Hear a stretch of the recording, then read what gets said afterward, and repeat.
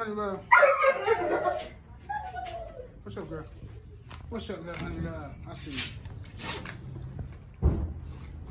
What you doing, Red Sonia? What's up, Sonia? Fat Mama Sonia. What's up, Fat Mama Sonia? What's up, Fat Mama Sonia? What's up, Mayday? Lord Mayday. What's up, boy? What's up, Lord Mayday? What's up, my boy Doc? What you say, Doc? What you say, Doc? What you say, Doc? It's my big boy, Doc. What you say? All right. Welcome back to another week, another episode of Game Dog Talk. And of course, we got the legendary panel in the building. Mr. Schoolboy Richard Garcia, how you doing today, sir? I'm doing good, thank you. Welcome everybody in the chat. Welcome to the panel, and Happy New Year's to everybody. Yes, sir. We have the legendary Bakari, only in America Kennels. How you doing today, sir? Peace and love, brother. 78, as well as the beautiful panel we have and the awesome chat room. Happy New Year's, everybody. Yes, sir. Yes, sir. And we have the legendary Rastaman Boone in the building. What's up, brother Boone? Yes, sir. Them I'm calling Ram the Magnificent, Schoolboy Player, Bakari's Maximum, 78 Sports to the maximum, fellas. And now Maximum Chat Room. We love y'all. Where's Tay-Tay at? Uh-oh. You started the year off wrong, OG. See? She'll be here in a minute. You know, on the wrong foot already. And we got my brother, welcome down, Ram, Big Stepping in the building. What's happening, Ram? Salute, man. Happy to be here. Happy New Year to everybody, man. Everybody came back, ain't drinking and driving, locked up or fucked up, so that's always a plus. Yes, sir. Yes, sir. All right, man. So, man, how's everybody holidays, man, as far as New Year's go, man? Happy New Year to everybody in the chat, in the panel. How was yours, Mr. Garcia? Good. I managed to stay awake. You know, I usually fall asleep, but I was awake. It was good. Just had the family over, you know. Right. That's all I ever do. I'm getting tired of them, man, hanging around all the time. No, I ain't. No. You said that because there's still somebody looking. I was ready for mine to go home too, though. Like, fuck, I love y'all, but goddamn. Yeah. They're standing right here. you know already, Ram. Hell yeah. They just left my shit yesterday. I was like, fuck. Right. All right, Rasta man, how's your holiday and how you been? Man, you know, the holidays for me has been moved to this year with more plans moving forward, and you know, all the ones that's backbiting, lip dripping, that leave them behind, man. You know what I'm saying? Because the one thing about humans is you can't control nobody. Mm-hmm. You can only try to treat people as good as you want to be treated. And if they treat you less than you want to be treated, it's okay. But just move on. So that's where I'm at with my mindset is, I'm still be friends with everybody, but we moving on. Yes, sir. Yes, sir. And Brother Bach, man, how you been doing, man? Oh, brother, lots of love, man. I'm here with you guys in the panel. I mean, in the chat, so we all good. Yes, sir. Brother Ram, man, what you been up to, bro? Oh shit, man, staying out the way and sucker free like always. I don't never have no New Year's resolution because I just keep it so motherfucking playing gangster during the daily, so ain't much to change. Other than that shit, probably decide to do a couple breedings this year, so might be a pup or two available to the public. I don't know yet. I'm still in the keep them all mode, but we'll see. Yes, sir. All right. Ain't gonna be cheap though, but they ain't gonna be stupid price. But they gonna come from some good shit. Believe that. Yes, sir. Salute to the chat. Everybody in here. All right. Let me get I can't remember if because we got a couple of questions that we didn't get to last time, so I'm gonna ask these questions first. But let me see here. So if let me start with Brother Bach on this question because everybody love hearing Bach talk about the schooling methods. It says, how many schoolings did you have before you would match a hound, and what did they have to show you before you considered them a match dog? This is all historically speaking. Well, first and foremost, let me just say that the stuff I was doing was really overkill. So I'm not even going to try to glorify, even though I was very successful in my matches. I felt as though, you know, back then I fucked up more dogs than I ran with. You know what I mean? And I'm not talking about bad ones. I'm talking about those who could have been grand champions themselves because, like I said, when I got into the dogs, I just lucked up. That's the best way I could say it. Like I said, and just in the dogs that I started out with was just aces, you know, basically. And so anything that I seen, not like the dogs that started out, either I had or saw the East Coast Assassin along with the other people in that vicinity with similar type of dogs, then I was rolling them way past where they should have been and should have been going out with. So well, like I said, what I did, I would have never recommended for anybody to do. So just to answer that question, I was looking at mines then at 10, 12, 17 times and then go out with some shit. You know what I mean? But shit, I done left really majority of the fight in the goddamn schooling. You know what I mean? So, and then those that I looked at so many times that I felt like wasn't right. I mean, I was getting rid of those too, whether they was game, good or not.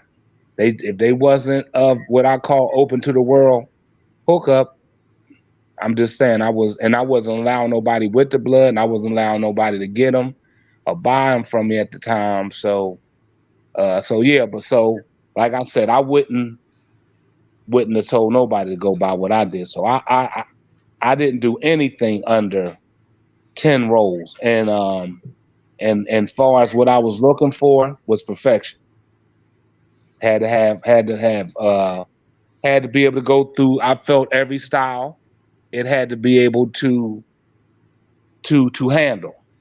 And if I felt a flaw that was in their style, then that joint might got put down regardless how much they could bite, how technical they were. If they fell off on any one of those requirements, they was getting, you know what I'm saying? So again, I would never tell nobody to follow my blueprint, even though those that did make it out of my psychotic ass schooling, I just felt like if nobody can have nothing to beat them, really, because they already seen everything that I was putting them through. You know what I mean? So, but yep, wouldn't recommend my shit at all. So mine would be if I was to write a book, it would be not to do book. All right. Okay. Let's go to you, Mr. Garcia. How many schoolings did you have before you would match a hound, and what did he have to show you before you considered them a match dog? Well, I was unconventional in this way. I didn't have a set way of schooling dogs. I didn't have no hardly nothing. I just put them together, see what they could do. It could be give up a little weight. It could be brother and sister, mother and daughter, father and son, uncles, outside people. This guy, that guy, travel anywhere for a few minutes or whatever. And that's the short of it. Some people, they have, well, I do them, a couple minutes, then I do them a couple minutes next time. And this, I didn't care. If they went a half hour the first time, it's what it was. I just went along and saw what was happening and went with that. If it was an opportunity to see something, get checked a little bit, I did it. I didn't hardly pick up dogs. Usually the other guys say, okay, that's enough. And I never complained about that either. If they want to pick up or they want to stop it or whatever, that's fine. If I thought mine was getting hurt too bad, I'd stop it, But as far as competition goes, when I felt they could win, when I felt in my mind, whatever they bring against me, this dog has a chance to beat it, then they were ready. And they had to be a certain age, over 2 years old, 2.5, like that, I did some younger than that, but I stopped doing that, Kind of like Bach says, you make a lot of mistakes, whether of your own volition or because somebody tells you this is how you're supposed to do it, and then you got to do things for yourself, do them the way you think it should be done, because you're the one that got to live with it. So once I got into my head, I'm gonna do things my way, I just did it that way. Look at the roll, see how it was going, went like that. And when I felt I could beat whatever was brought in front of me, I would do them. Yes, sir. Yes, sir. Welcome down around Big Steppin'. Back in the day, how many schoolings did you put a dog through before you considered them a match dog, and what did they have to show you in those schoolings? Well, at first, I kind of used to be like how Bach said he was, and I would fucking roll the dice damn near off them motherfuckers, just because, my eye wasn't as trained as it got to be developed later on in life. So I did a lot of rolling, and then when I started figuring the game out, I would start looking for specific styles to school my dogs on. And when that shit started playing out, because motherfuckers don't be wanting to school with you and shit, you over there just always beating they shit up, I started fucking acquiring dogs, whether I bought them or fucking kept them back for whatever reason. And I would use them for the school dogs. They might not be, in my breeding program, but they was good enough to put a hard schooling on a motherfucker.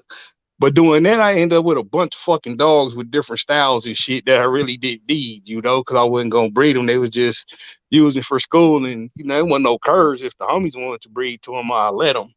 But later on in life, when I got more established and shit, as far as having my own property and all that shit on crib, the breedings I would make, I would fucking start off schooling, just on the yard at this time. And, excuse me, I'm over here dabbing. And for the first couple of tries, I wouldn't even let them fight. I would just teach them how to scratch. I didn't care if they fucking what their style was or nothing. So for the first couple of times, let's say 3 to 4 times, I'm looking at them for 2 to 5 minutes, but I'm not there to see the fight. I want to see if you're willing to go and continue to fight. So it's all scratching. And then when I see that you interested all the way, then I would start letting them roll for, learn this style, how to either do it or defend against it or beat it type shit. You feel me? And that was the most successful way because, I got to see who would be the curve and all that shit up close and real quick. Because motherfuckers, once you start, and then, all them scratches and shit, a dog will stop from scratching, be it frustrated or he getting hurt, whatever. A lot of dogs quit on the scratching. So I would just fucking scratch to make sure that they wanted to. And then when I was certain that they wanted to, I would start schooling them, like I said, for the different styles: stifle, head dog, ear dog, mean shoulder dog, foot dog, all that shit. And that was my method to the madness. Yes, sir. Rasta Man Boom, what about you, brother?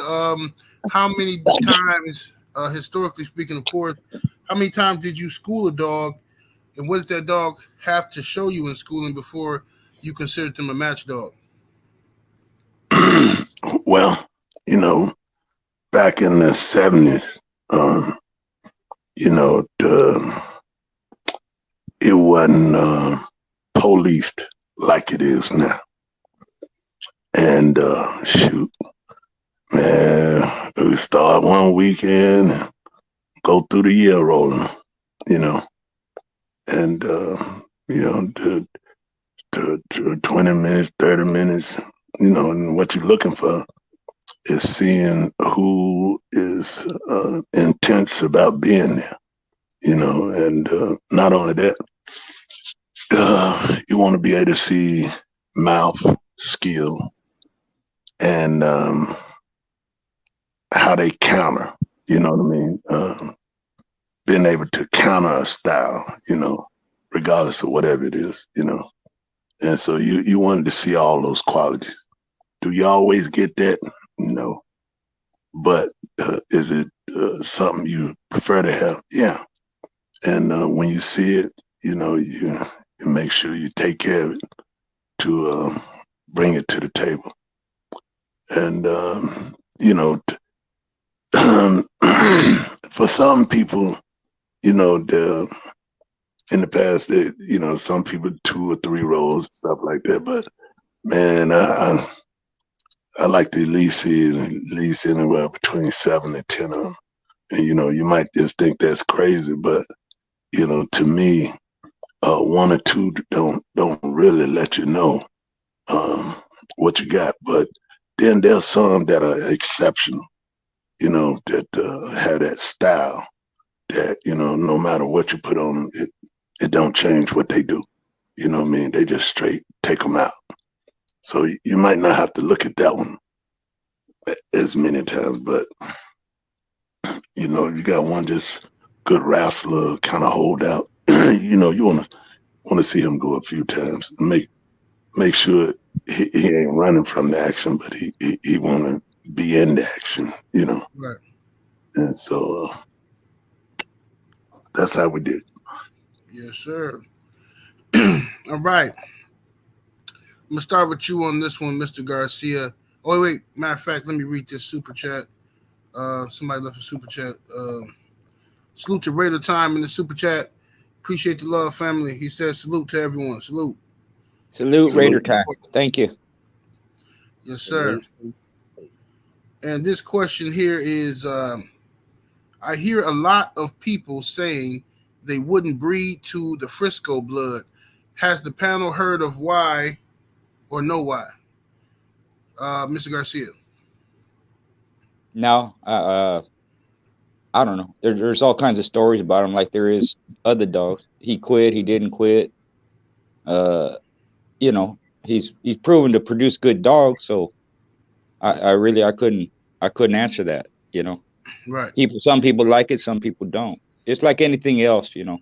And this is something I mentioned in my chat. You know, when you say, like, let's say you say Frisco dog, or back in the day you say Jeep dog, or you say Boyle's dog. You know, the best dogs to get from those bloodlines or those families is the source.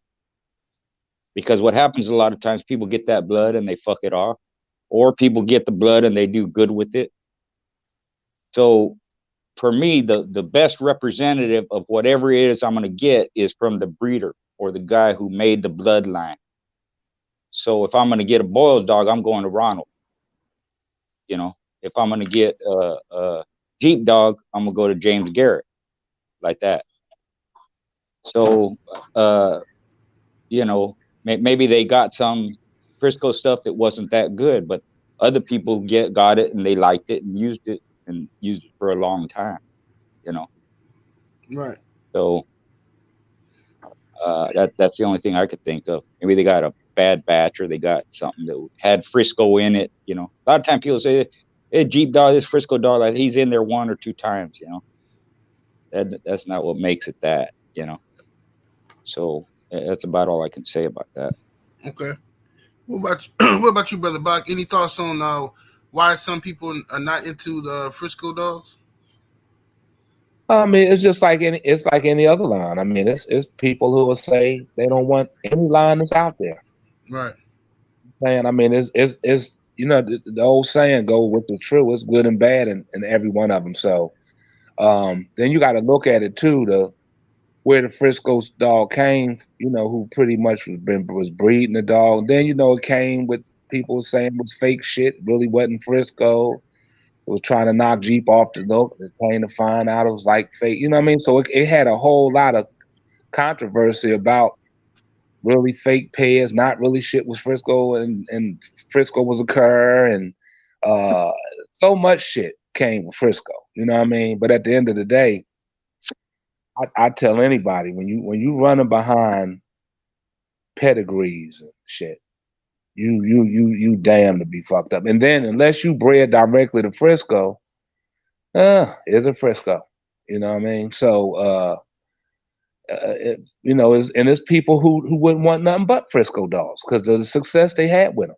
You know what I mean? So then you got to look at how many times Frisco was bred. So we talking about fucking thousands of dogs off with that shit in.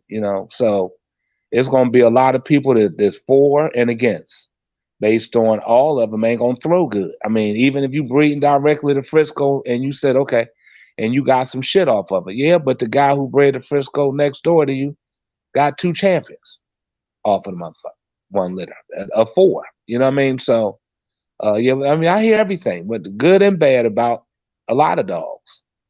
So, I mean, that would be the thing with the Frisco dogs, that I heard. Yes, sir. How you feel about that, Brother Boone? Well, I don't know a bloodline that ain't nobody said nothing bad about you. That's right. Right. I mean, I done been around. I done talked to a whole lot of people in a whole lot of different places, even in other countries. And there's not one bloodline that I ain't never heard nothing bad about. I mean, I done heard something bad about all bloodlines, every damn one of them.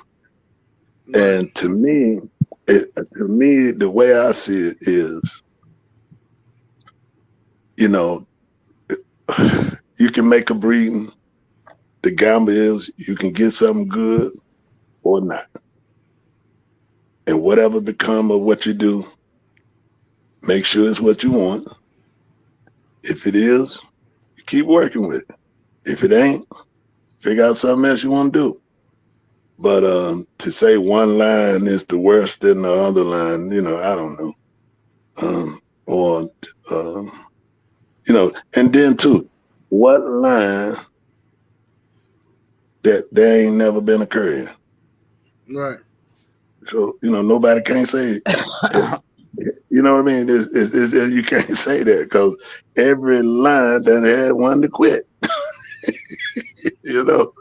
So I just think it's everything about choice, decision making, and how you keep them, and just enjoy your ride, man. Because this the thing, man. I think we get wrapped up too far into things, like football games. You got 55 players. Is it 52 or 55? How many players on the field? 55, 52. I think 55. Yeah. 55. Okay, you got 55 players on each team. So you gonna tell me all 55 of them guys garbage? No. All on board those. But because they lose a game, do that mean each individual less than? No.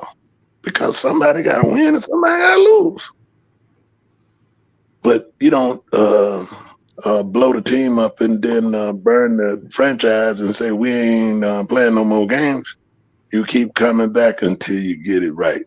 And that's what it's all about, getting it right. Yes, indeed. Welcome there, Rev. Big Steppin', man. What's your take on that, man? Why you think some people don't like the Frisco blood? You heard anything? Shit, I had experience with that shit, man, and all the first dogs I fucking had that was down from that shit was fucking hard mouth curves, bro. Like just rough ass letdowns, man. The motherfucker run out of gas or get bitten, don't like getting bit back and just pack it up. And for years, I didn't see what the draw was with them motherfuckers until I seen the real motherfucking Frisco dogs, and I seen why people liked them. And I even went and acquired a little bit of this shit myself because it was the good shit. It was as advertised when people said Frisco dogs. And, Frisco is the downside to having a popularized dog because once everybody get it and start breeding it, most people is getting it to breed just to sell it.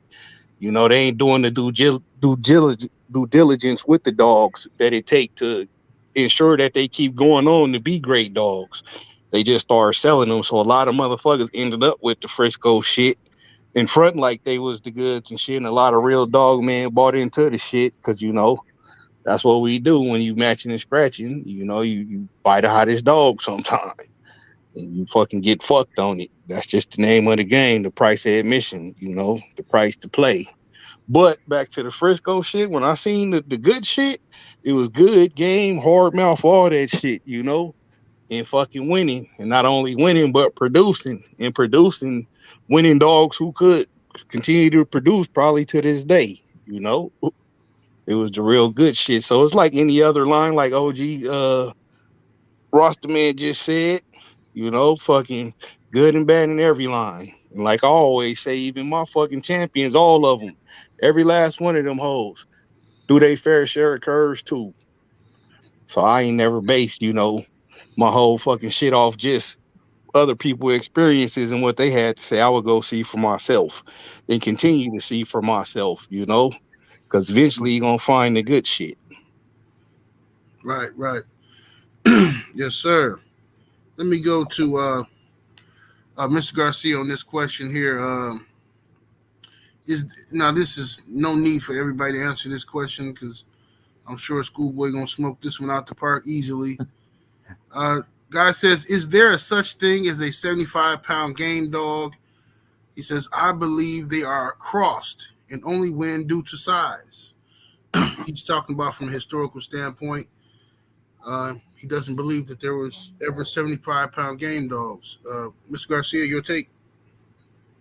Yeah, there's all different sizes, you know. Once they get up to like that, you know, over 60 pounds, they become less and less, you know.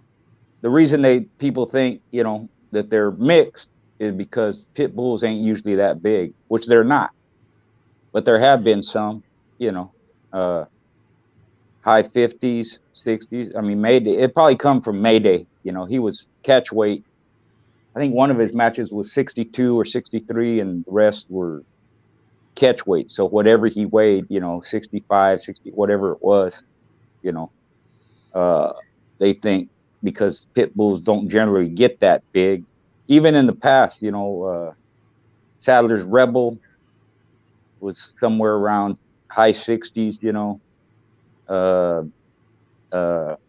Blackjack Jr. was somewhere, you know, he matched dogs heavier than himself, up to 10 pounds heavier. So the dogs he was going into, some of them were 68 pounds, 65, 68, like that. What was his name? Black Demon was a 58 or 60 pound or something like that. So they do get big like that. If somebody did mix a breed and it happened to work out and they could win with it, I guarantee you, if they bred it back to the pit bull stuff. They didn't go to the mix side unless they were making catch dogs or something like that, you know. Right. But yeah, it's rare, but they can get big like that, you know. I would question it if you start getting a whole bunch of them 100-pound pit bulls, because then that's not normal. Right. No matter how you breed, they revert to the average, and the average is not 80, 90 pounds, 100 pounds. So those I would question, even if they look like pit bulls, you know. But I would guess that comes from Mayday or some big dog like that. Just because he, you know, if you look at Mayday when he's not in shape or he's older, you know, he got big floppy ears, loose skin, he looks hound doggy. But I have pictures of him in shape. He looked like a pit bull in shape. He just not, he just, you know, he's younger, thinner. He don't look like he does just off the chain when you see pictures of him like that, you know, because he's heavy and loose skin and like that. Right. So I'm guessing that's where that comes from. Yeah, most likely. Nate Dogg in the super chat, appreciate the love, man. He says Stretch Kennels from Oklahoma City. Just what's up, dog, man? Big Richard Garcia, what's up? What's up, Nate? That's my guy right there. He's cool people, good people. Yes, sir. Thanks for the brother Nate. Thanks for the super chat, brother. All right. Bach, I'm gonna go to you with this question here. It says, describe the important traits that help improve breeding well-rounded dogs. Can we get an example or two of well-rounded pups versus straightforward pups? Well, let me deal with the latter one. When we say, how would a person know what a pup is anyway? Yeah. I mean, a pup is just like a child. I mean, they haven't even been fully, molded to be able. If I don't understand where we saying a straightforward puppy and a complete pup. How would we know what a complete pup is or a straightforward pup when they haven't even made up their whole mind to what they even gonna be by the time they're a mature adult? So I wouldn't even know. I don't even know where to begin with that. I mean, unless the good brother can show me where he's able to, select what a pup gonna be, from a puppy all the way to they're gonna be older. But I wouldn't even be able to. I have never seen where you could say, well, this is just a straightforward puppy, and other puppy is well rounded in terms of we talking about skill set and total. You know what I'm saying? Right. Now, if we talking about temperament and things of that nature, and that might be different. But if we talking about just the totality of everything, we talking about in regards to what that was, and using them for the purposes what we were using them for back then. Then no, I've never looked at a puppy and said, "Oh, this is a complete puppy." Shit, it has it all. Right. But now to the other part of the, if you could just reread that a little. Let me reread it now. He says, describe important traits that help improve breeding. No, I'm sorry. I said describe important traits that help improve breeding well-rounded dogs. Can you give an example? Well, let me just say this. Like anything else, in order for you to be able to breed the traits that the traits have to be there to begin with. You know what I mean? So that meant like whatever it is in the traits of the person, like okay, there's certain people, like everybody's perspective on and opinions on what it is they like is the reason the dog game is what it was, because everybody had their own Some people just wanted face and head joints. Some people wanted just back end. Some people wanted straight chest and the front end, but mainly chest and shit like that. Or so those are the traits they were looking for. So that would have been complete to them. Where you might be saying, well, complete to you is one that is able to adapt to whatever comes their way. You understand? Not letting anything go past them, meaning they not just they won't just, if they're back end dog, they're not just going to the back end. If the leg is in front of them, a foot's in front of them, the face is in front of them, the chest, whatever is available for them to get to, they're grabbing. And then they can always use that spot to get to where they might be more comfortable at, but they would be more rounded because they're able to adapt to whatever someone does and be able to possibly counter it. But again, everybody's traits is different. Now, my traits is, I think I've said it many times. Mine was finish first and foremost. So to me, that was big. So I've seen game ass dogs who lost because they didn't know what to do, and they let the other one hang around till the other one came back because they didn't put them away when they had a chance. Just like you can see in boxing, a boxer don't finish the motherfucker off before the round and give him time to get his composure and come back. Fuck, within the same goddamn round, he can get knocked the fuck out. You understand? So mine was always, they have to have finish with me, and so finish and smartness was mine. My main two, what I go with. Finish and smartness. Then it would be mouth, of course. And of course, again, without we going with the game shit, we already dealing with game dogs, so I'm not going to say mine, I'm just breeding for gameness. I'm already dealing with a game line. So those would be my main things that I would go with. But everybody's different. So I can only speak on what would be complete to me. Yes, indeed. Rastaman Boone, describe important traits that help improve breeding well-rounded dogs? And can you get him a couple examples of well-rounded? I guess he meant to say dogs, but he's saying pups. Well, to get the traits that you're looking for, you got to breed a dog that's already have them. Exactly. And come from a family that throws the same traits. Yep. You know what I mean? A family of dogs that throw their traits. And if you figure you want to improve on that you like, but you feel you can add something to it, then you got to find another line with the traits that you considering to add, to mix it and see if it's a gel, you know.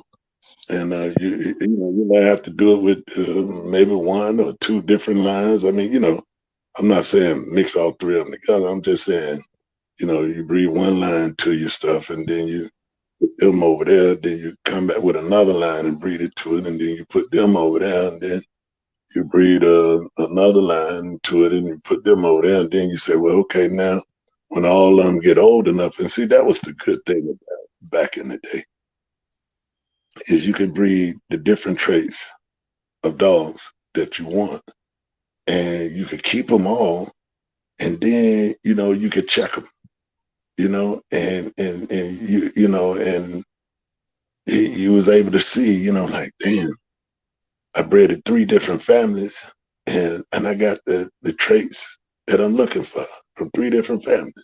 Or I got the traits from 2 families, but I didn't get the traits from the 3rd. You know what I mean? Whatever the case may be, you know, you'd figure it out. But in order to get it, or in order to enhance whatever you're trying to do, is you got to take risk.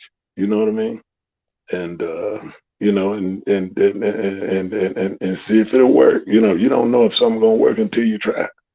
You know, and just take your time, and then you work on it and see how it turned out. If it turned out good, you keep doing it. If it don't, you got to go another route.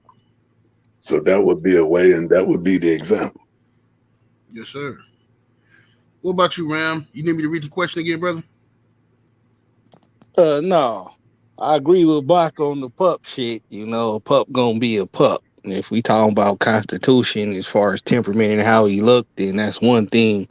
But as far as what he gonna be, shit, the baddest pup could turn out to be your fucking worst nightmare in the curve. Let you all the way down. So, you know, I don't judge that shit. But I was always under the wherewithal to breed to what I was lacking. Like, I was always not just hard on my dogs, but honest with what I was seeing.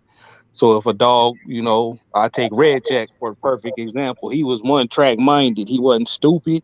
He was just one track minded. He knew he could fucking kill you with a fucking brisket hold with one bite, and it's over. You know, you better off getting bit in the face by a snake type shit. So that's what he's always stuck to what he knew. And that's how ended up costing him. You know, he lost to Yantis in an epic battle.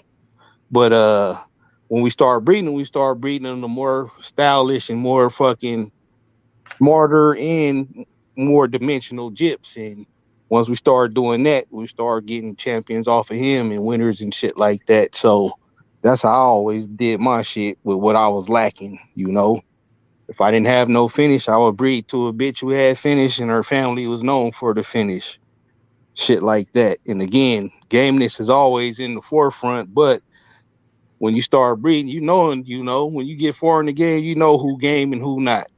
Motherfuckers gonna see, and when you breed to somebody, they gonna check and tell you, you know, this motherfucker game. So that's like Bach was saying, that's never in question. Gameness is always fucking, we always breed, but gameness ain't always first, you know. Once you got a good solid line that you know, throw more game motherfuckers, be it pit game or fucking damn near dead game, all the way up to dead game. You start adding attributes to it, you know, to make sure you don't gotta get to the deep game, dead game, and damn near dead game fucking part of the fucking match, you know.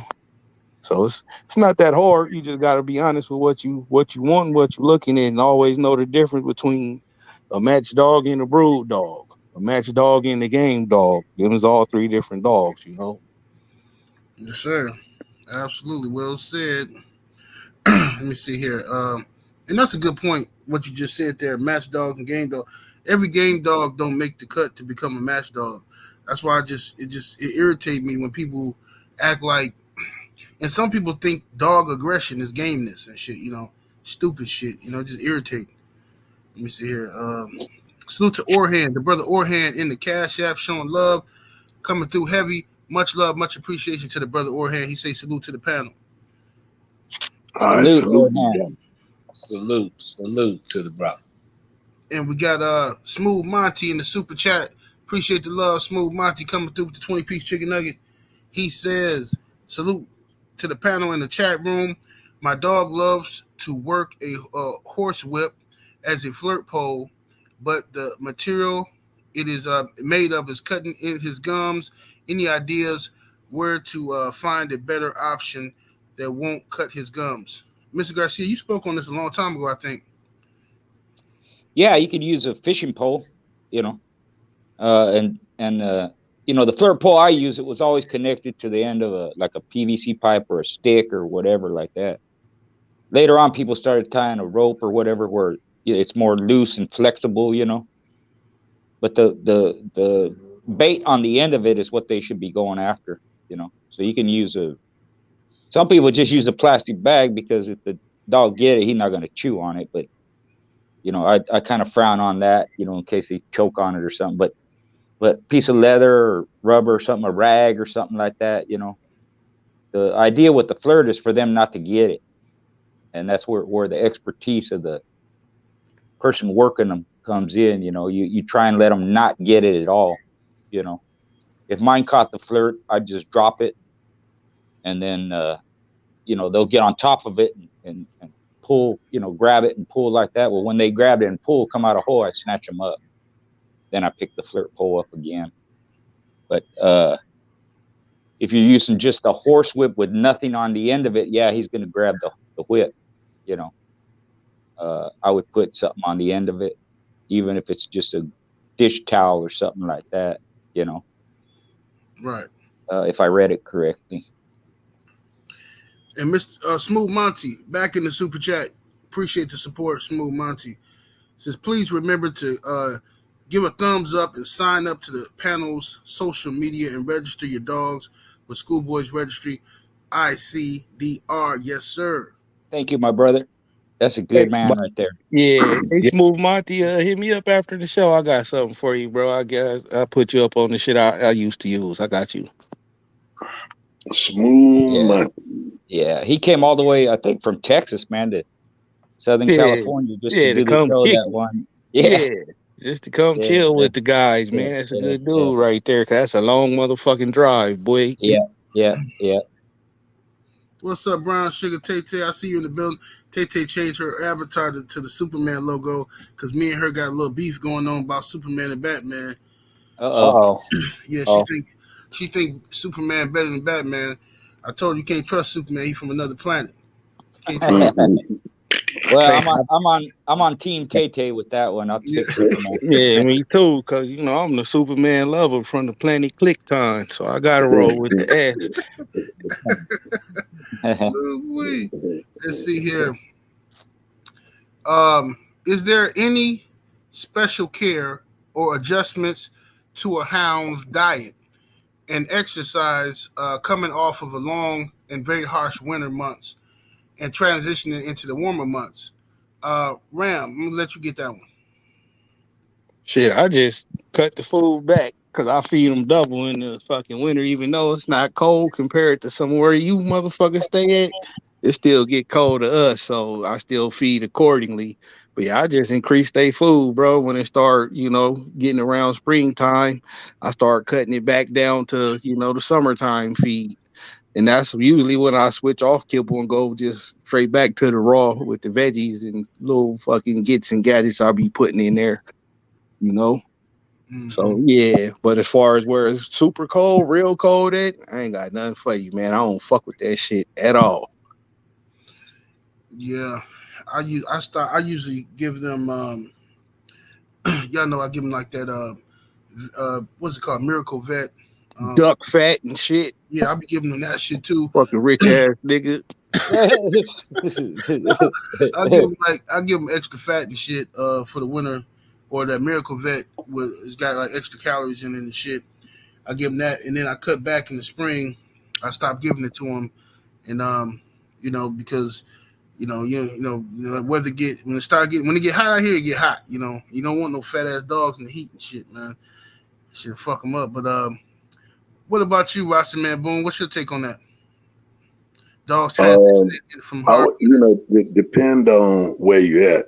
It would be good to add more fat source to the feed, and then like Ram said, double up on the feed. But if you can add fat to it too. No, you're talking about when you transition it from the winter months to the. Okay. So transition coming from the winter months, you already know that. It just depends on what age they are and what frame of mind you in with the stage they at.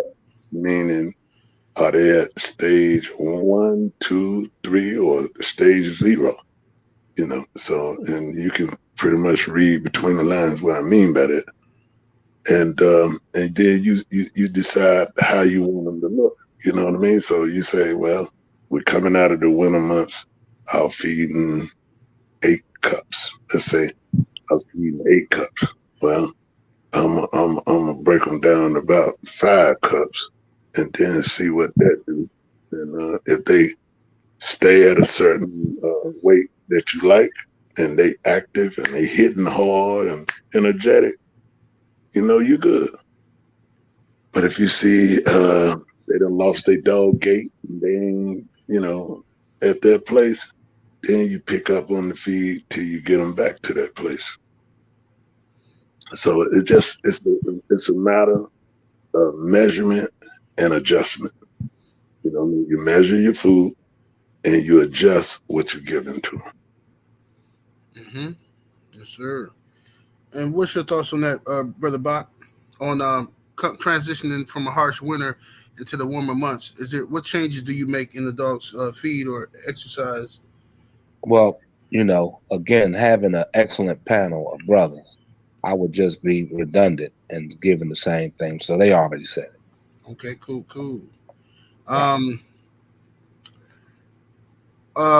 Do it get cold down there in Honduras, OG?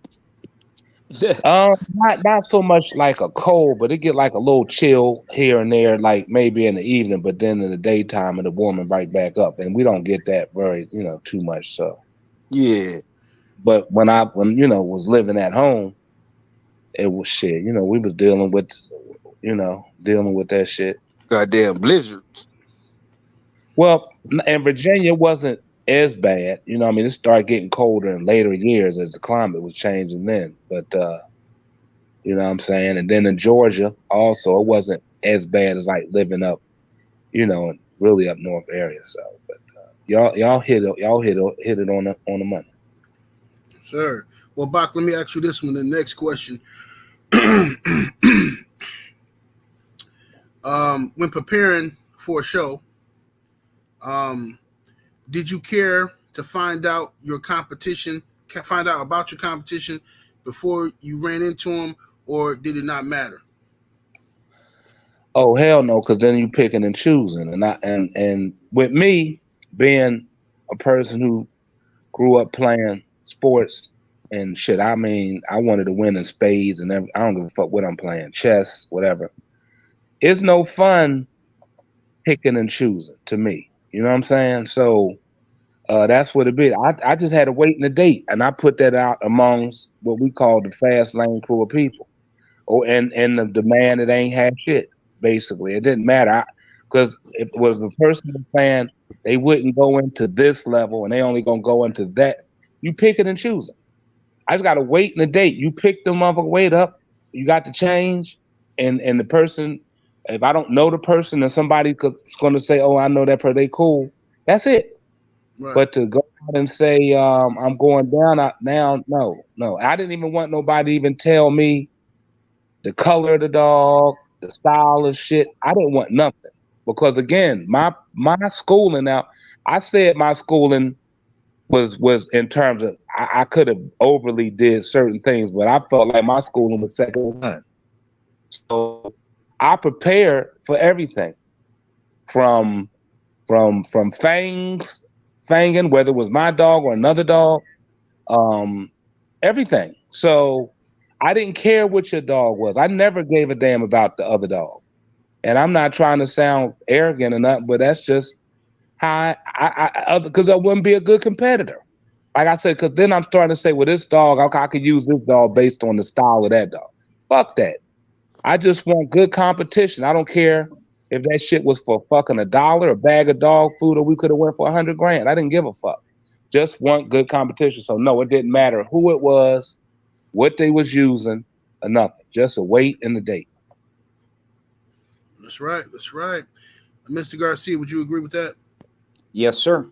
My focus was on my dog. I didn't care what. A lot of people, you know, they call each other during the time, during the keep and all that. I didn't do all that. I didn't.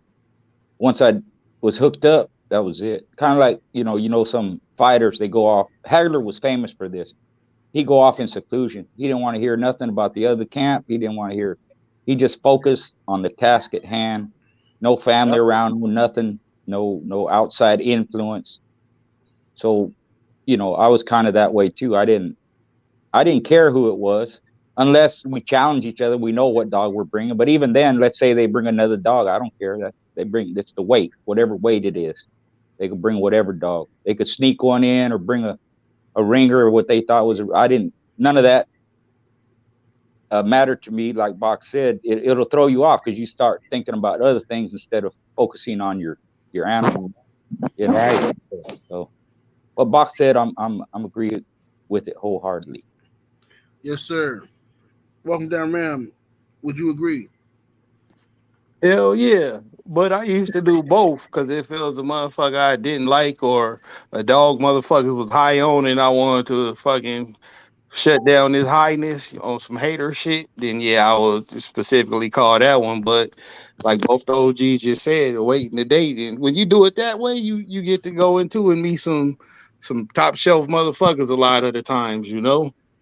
A lot of the motherfuckers who I went into probably still wasn't in the game. I don't know for sure. I don't talk to them, but you'd be surprised some of the people I went into just from calling the wait and the date, you know? Right.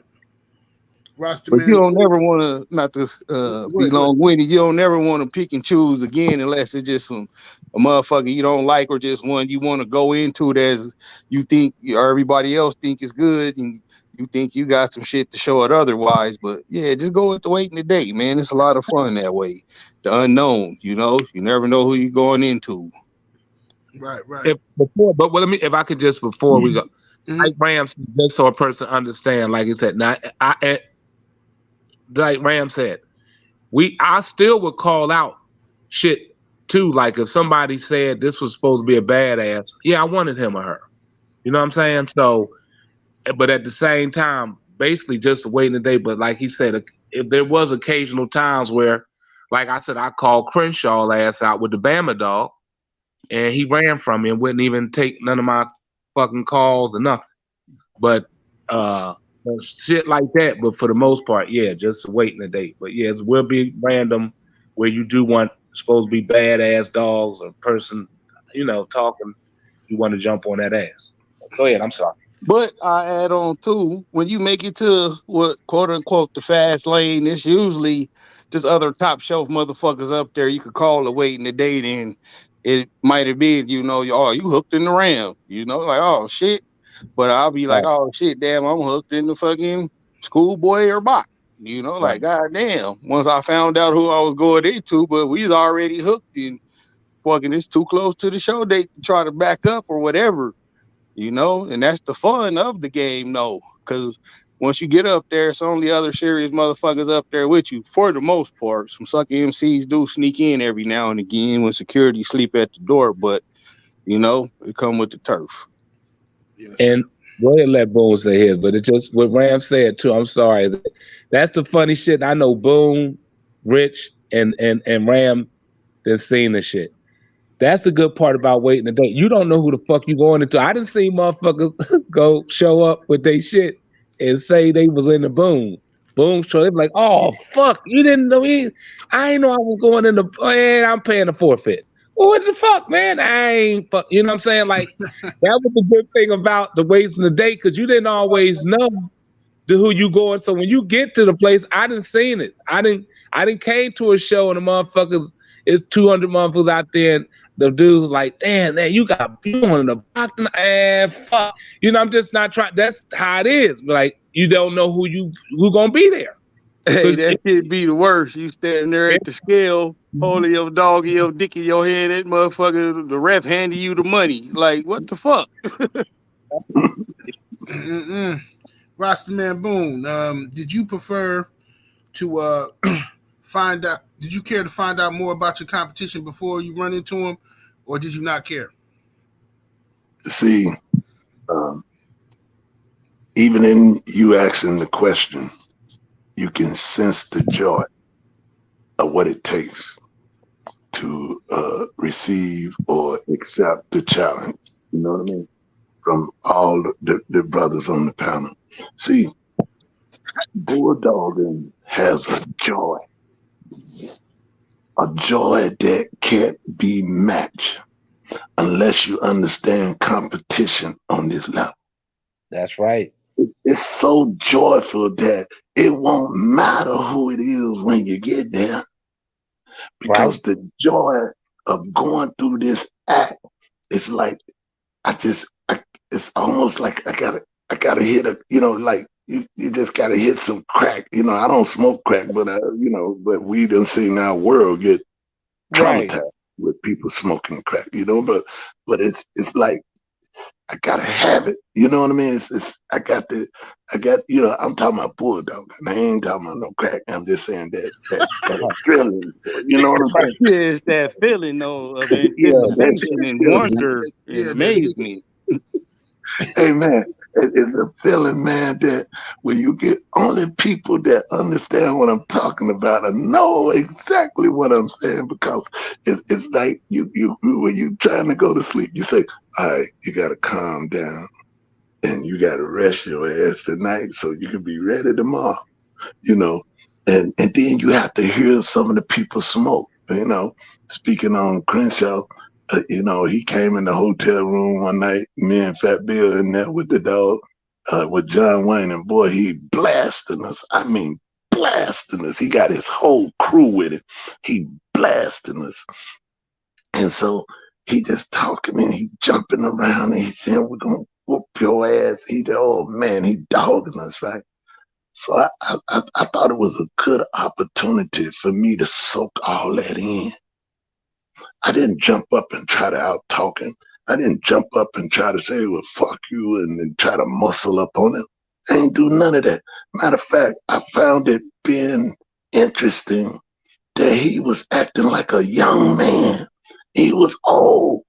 And I was like, damn, he was older than me. You know what I mean?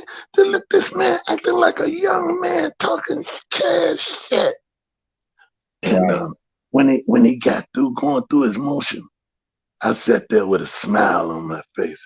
I said, listen, I said, you make sure your ass ready tomorrow. It didn't matter how much he jumped up and down. What mattered is me and him had a date, and I wasn't going to miss that motherfucker. Do you understand where I'm coming from? So, no, it don't matter who you're going into. Just make sure you're there for that date. And that's all you got to do, man. And whether you win, lose, draw, pick up, you're going to learn something from the experience. And you take that back and you say, do I need to work on what I'm doing? Or do I need to find out get better dogs? Or whatever the case may be, you do it with joy in your heart, not no madness. You know what I mean? You can't get nothing accomplished with no madness. You got to have joy, man, peace and love. And you can move forward. But I done seen jokers get mad and didn't want to fight and all that shit, man. We need to tell them, ban all them motherfuckers. Ban them. They don't need to be able to go no goddamn way. Because you don't need that. We need motherfuckers that understand win, lose, draw, or pick up. That's what we need. You know, now we out of the game, but you know, going forward, we got some young brothers that's coming up that's gonna be phenomenal in our game. And Well, the game in taking this stuff to dog shows, we don't know nothing about the other stuff. They can take them to dog shows and stuff like that, you know, weight pulling and all of that. But, yeah, they're gonna Wall be phenomenal. climb. Yeah, these guys gonna be phenomenal with what they're doing, man. And so you know, winning their trophies and little accolades or whatever may come with it. But that's the way it's supposed to be, man.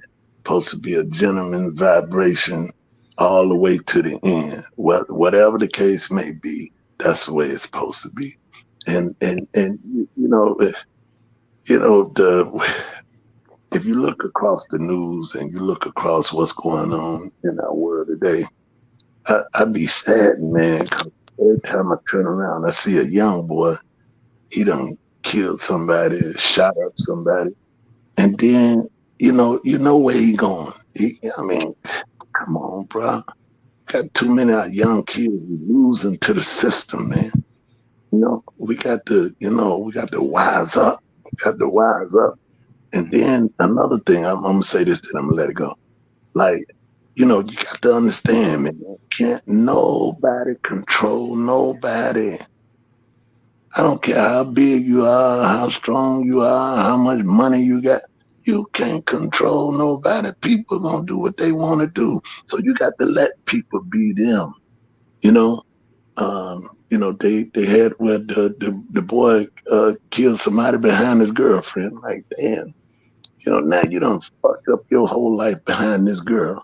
You know, and now when your ass gone, guess what? She at my house. They gonna be hitting her. And you ain't nothing to do about it. Yup, she at my house getting hit from the bike. crazy. Hey, Ram, turning out. Yup. Raw. So be conscious. And I ain't pulling out. Y'all gotta be conscious, brother. You can't get lured. Hey, it's good to enjoy and love it to the point to where you feel like you the only one. Hey, sometimes you just have to ignore shit or just say, okay, well, I gotta let it go. Let it go. But don't go and kill nobody behind it, because goddamn it, then that means you ain't gonna get it no more. Somebody else gonna get it, and now you ain't gonna get shit. Right. So, but anyway, yeah, man, it's a good vibe, man. We got to stick together as brothers, man. One love, one family, bulldogging to the maximum. Hey, to help you out, OG, this the scenario I give when I'm explaining the feeling I would get from doing dogs, and that was comparable to, and this dead ass truth, when I used to rob them banks, running up in that bank, that feeling, the only feeling I got, skydiving, drag racing, none of that compares.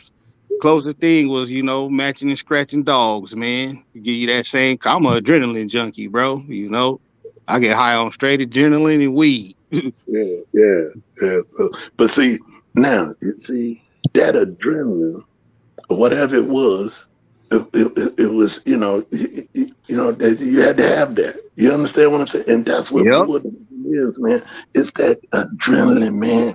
When everybody talking, people saying this, people saying that, people underestimating you, this and that, whatever the case may be. It's all good, but guess what?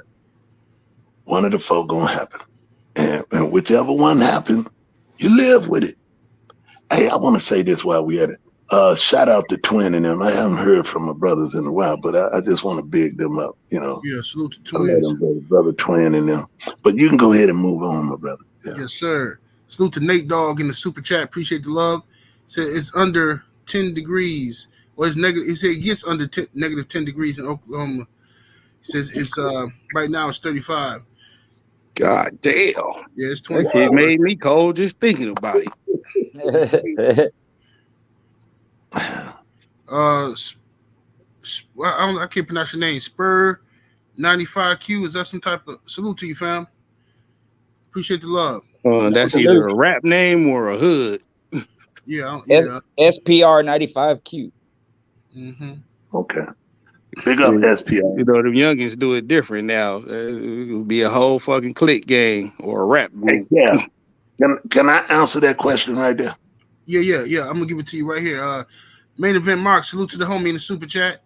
Brother, he says preference. Bass Tramp Red Boy or Cottingham Red Boys. Go ahead, God damn it, Mark, he asked the question for old boy. You a good nigga for that, man. Salute.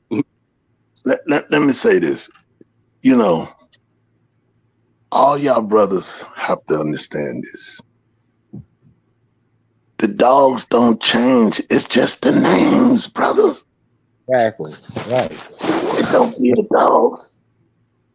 Bass Tramp Boy was a part of the reason why the Cunningham dogs exist. So how are you gonna say Cunningham over Bass Tramp? It's Bass Tramp. Same blood. You see, I mean, so if and you that's look coming from a dude from the Carolinas who got experience and success with both. So you know. If you look in the pedigrees and you read the pedigrees and you go back far enough, you're gonna see Bass Tramp, Red Boy in the pedigrees. Right. So you're gonna say Bass Cunningham better than Bass Tramp, or there's a difference? Well, Cunningham had the outlaw dogs. That was the initial question that was asked. He just asking the question for somebody else in the chat who kept asking it. Okay. So yeah, outlaw, that would be, I think Red Boys have brother, right? Yeah. It's Red Boy have brother, but what I'm saying, Boone is just answering the question that he see up there, which Boone is saying is not trying to be nasty to the person asking the question or anything. It's just the question makes really no sense because Tramp Red Boy is what made the Bobby Holland stuff, which made all them dogs. The Cunningham blood he runs with Red Boy. It's the same stuff with Boone or anybody. It's all the same shit. It's Tramp Red Boy made Red Boy, which made all of the Red Boy dogs that people are using, regardless what the name after that is. It's still Red Boy dog. Yeah, but the initial question was the preference of the strand through Red Boy or through outlaw Cottingham stuff. Right. Well, Cottingham stuff is crossed with the outlaw dog, which outlaw was have brother to Red Boy. So we still talking about Bass Tramp. If you see what I'm saying? Yeah. If you get the pedigree and you look at the pedigree on both sides of the dogs, you're gonna see outlaw. I mean, you're gonna see Bass Tramp in there, and they breed. Tills Jeff, I'm sorry. Tills Jeff would be the father, the outlaw, and the Red Boy. Yeah. Right. Yeah. The next question. Next question is to you, Mr. Garcia. Do you like McDonald's or Burger King? I'm just bullshit. I'm bullshit. I'm just bullshit.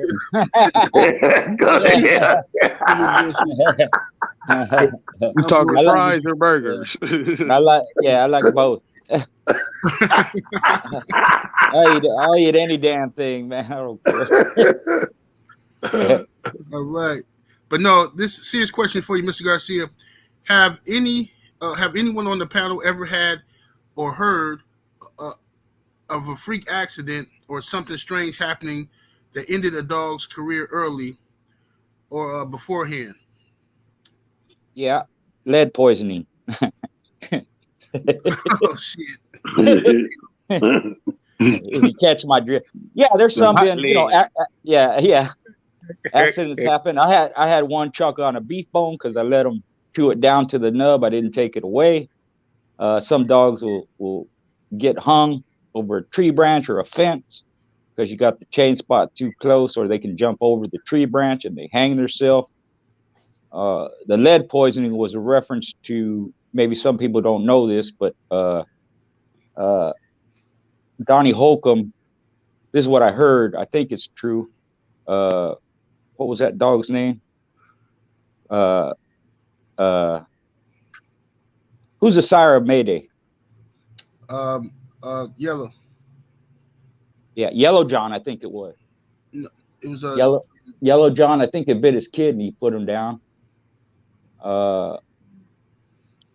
But some get, you know, freak accident, they poisoned, bit by a snake. You know, or I know one that was in Keep, 2-time winner. He got run over by a car, so he didn't make that match. But yeah, there's all kinds of freak things. The thing with pit bulls, because of how they live, you know, you have to really be on top of it. You know, I'm gonna cover some of that in my next video. But if you notice, you'll see a lot of this. A lot of people, you know, they always have a problem with their dogs. You know, this happened, that happened, some ailment, some skin shit, some whatever it is. And a lot of that is because the dogs are confined. Where you see like street curs, you know, they don't never die, you know, and they all nasty looking, and they have, you know, litters with 10 pups in them and shit. You know? Don't nobody get parvo, rabies, nothing. The healthiest fucking mutts around. Right, right. And so that's why we stress, you know, upkeep on them. Because when you confine them like that, it's easier for disease to happen, you know, just like any disease that comes along. When everybody's together, they have a tendency to catch it. So because the dogs are confined, they're susceptible to all kinds of stuff, and which is why you have to keep their area clean and deworm them and all that, shots and all that. You know, cur dogs don't get no shots. They never, like you said, they never catch parvo or corona, none of that shit. You know, so man.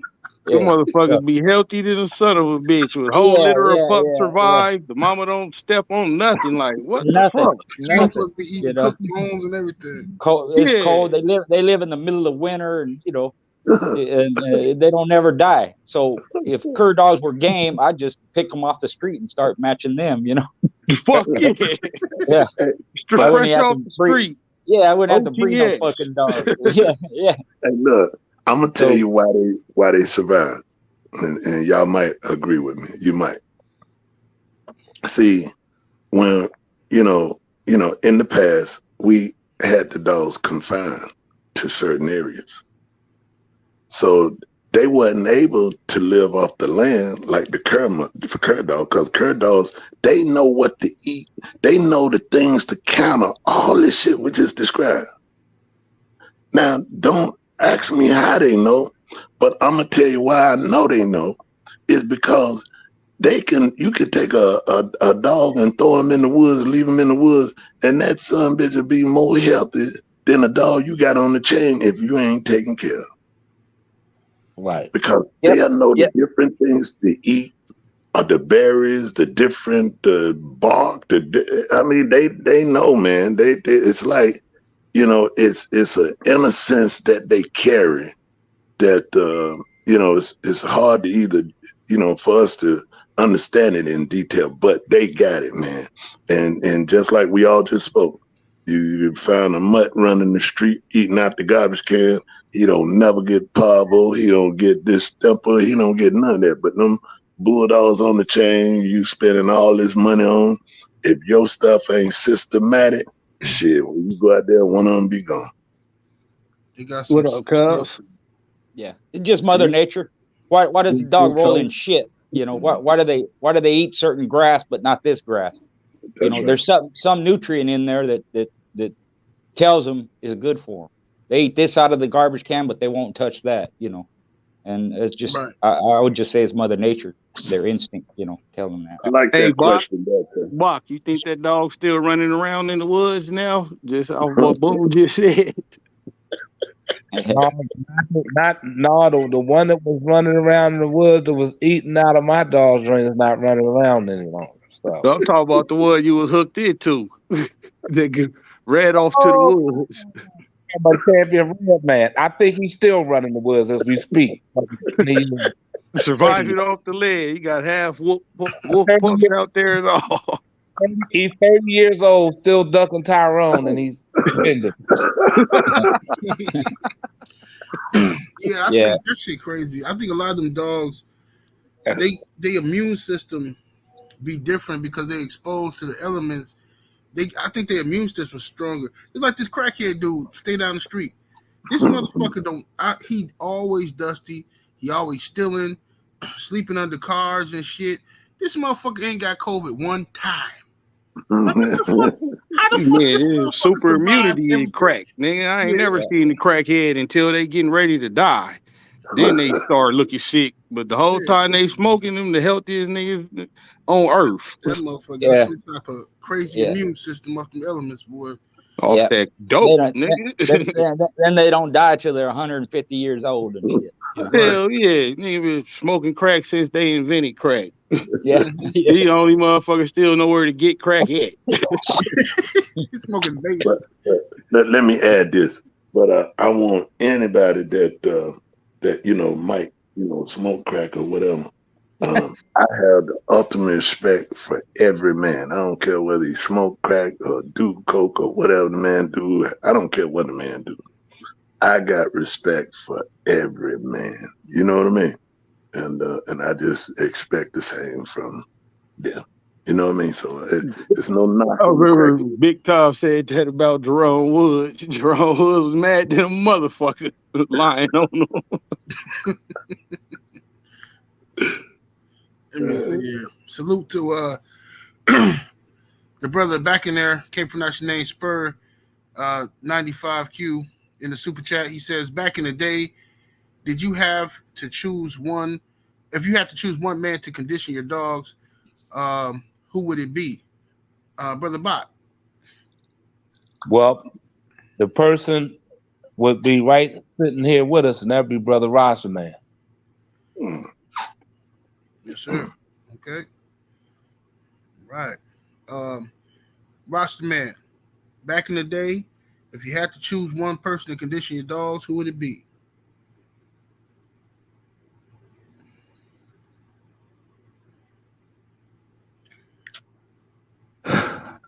You know, if it was on the up and ups, no tricks, no bullshit, Alonzo Pratt. Okay. I mean, I'm talking about my era back, young boy coming up. I ain't talking about as I got, where Bach feel that confident in me. I'm talking about young boy coming up, watching him and his history and his works. Yeah, I would have been willing to give him one. Yes, sir. What about you, Mr. Garcia? OTK. Okay. Yep. He did do some of my dogs. I had a partner, but it was more, we had the same dogs, but somebody outside that, it would have been OTK. Yep. Yes, sir. Especially if they had to travel. He knew how to travel anywhere. So that part was covered. That's one of the hardest things, I think. But yeah. And you know what, Richard? If I can see, that's what people really don't know. Like when we talk about condition, yeah, a lot of people can get the food down, the supplement down, and even the workout. But that's just a small part of the fucking keep. It's way more that goes into that keep, just as you just alluded to. Knowing how to travel. Anybody just don't know how to travel. No, You don't know they how to, don't. you can lose a fucking all your dog on the travel. Yep. Bad motherfucker you had. Had you stayed at home, you might have pulled the shit off. Travel.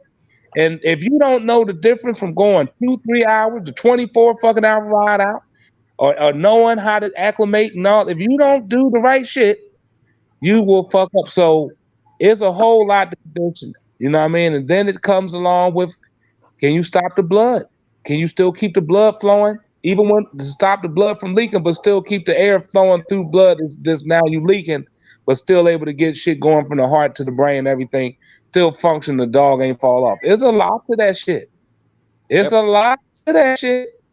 And I'm gonna just say, and then the person say, "Why I bring Boone up?" I'm gonna give you a perfect, and I'm gonna give you a good sample. Now, Boone went into Blondie, that was regarded at that time the baddest bitch in the planet. He beat her with Lady Stone with a hole in the fucking chest you could put your arm in, but the bitch wouldn't bleed. Motherfuckers couldn't understand how she ain't bleeding out. She got stronger. The more the hole got in her chest, the stronger she got. And the bitch putting the hole in her fading. And he pulled it out and beat her. Lady Stone against Blondie. And I'm just using that's one Hell, Boone had another one where half the head was off. Motherfuckers there couldn't believe how the fucking dog is not bleeding to death. Shit, not a spoonful of blood came out. Dog got stronger with half a head. He pulled that off.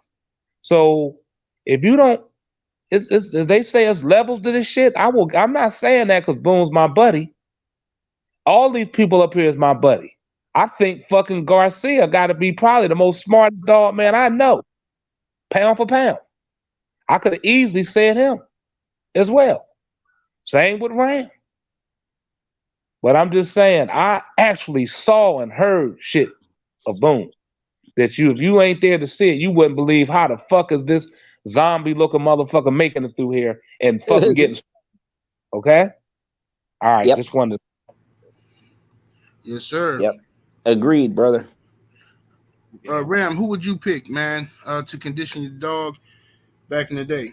Said to piggyback off what OG Bach just said, it'll be Boone or Schoolboy, man. Like, you know, they known for certain dogs, but the motherfuckers did good with their conditioning on multiple dogs and dogs that they didn't even breed. Like, just from knowing them and talking to them, like, god damn, motherfuckers did y'all thing when it was y'all turn up, man. You know, and won more than they fucking lost. And they fucking, I ain't never heard nobody say they lost to conditioning with them.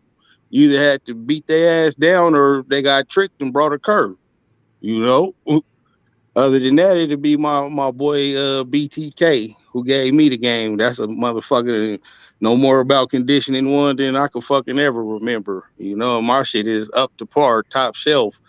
But just like Mark was saying, it's the intricacies that go with it, you know? Once you know those little intricacies, man, you could travel to the moon and fucking win. It won't be leaking all over the place, tired because of elevation, too high, too low, too humid, too hot. None of that.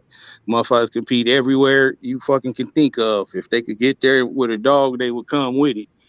And 9 times out of 10 win with it. So yeah, them two would have my vote. I would say Bach, but he just refused to take his conditioner fucking credit. So, you know, I'll give it to the 2 OGs in my partner.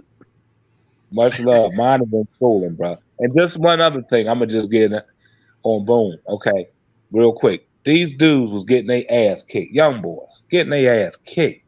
Good dudes, but they didn't. They keep was fucked up. So I never forget the motherfuckers like Boone told them, man, y'all some good dudes, man. If y'all had the program, which he was called his keep, I can have y'all win 95% of y'all fucking shows. Well, they didn't really. They you know, and I'm just saying he ended up getting Boone. They end up getting what Boone to get, as they call the program.